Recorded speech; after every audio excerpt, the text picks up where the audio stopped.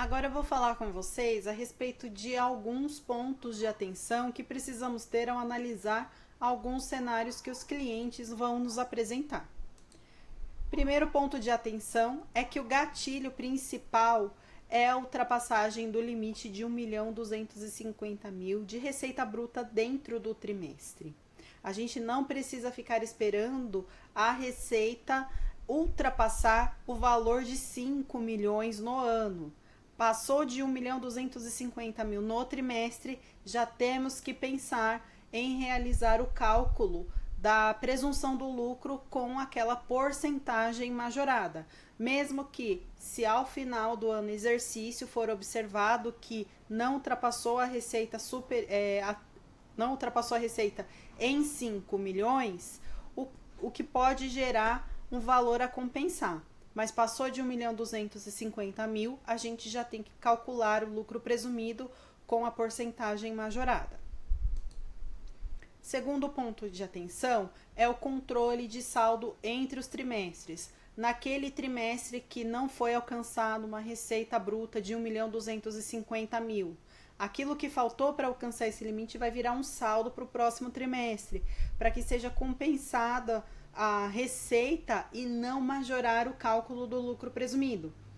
Esse controle não vai ser demonstrado no Júnior, ele vai ser realizado de forma interna do sistema, é um cálculo que o sistema vai realizar de forma interna, mas o cliente pode realizar o controle desse saldo de forma externa, o que pode gerar um pouquinho de trabalho, um pouquinho de mais atenção quando chegar o quarto trimestre de 2026, porque aí o cliente vai falar que o transporte dos saldos não foi feito de forma correta e a gente vai ter que realizar a apuração de trimestre a trimestre para ver se realmente não foi realizada não foi realizado o transporte de saldos corretamente de um trimestre para o outro.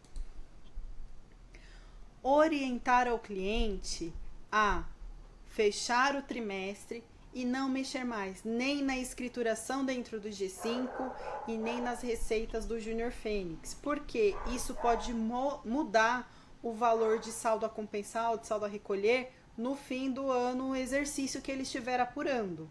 Então, talvez possa gerar um valor a compensar diferente daquele que ele realmente recolheu no primeiro trimestre. Se ele fica alterando essas receitas, se ele fica alterando essas apurações, pode acontecer um conflito de informações, uma discrepância de informações e pode gerar aí uma multa, um juros, um comunicado da Receita a respeito dos valores recolhidos durante o ano. E a respeito das empresas EPP, que às vezes lançam serviços com presunção de 16%. Existem alguns serviços que exclusivamente vão ter a presunção de 16% e existem as empresas de pequeno porte, que quando elas têm um faturamento até 120 mil reais no ano, elas podem optar por presumir o lucro dos serviços prestados em 16%. Essas são as empresas de pequeno porte.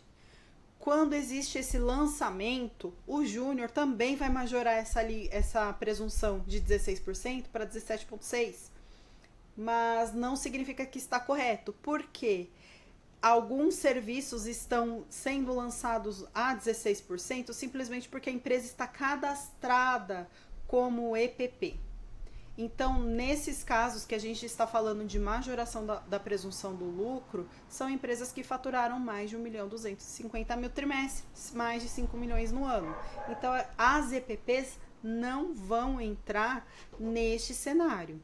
Se tiver um serviço lançado a 16%, é sempre de bom tom, de boa investigação, questionar o cliente se o serviço realmente tem a presunção a 16% ou se está lançado ali porque a empresa está cadastrada como EPP.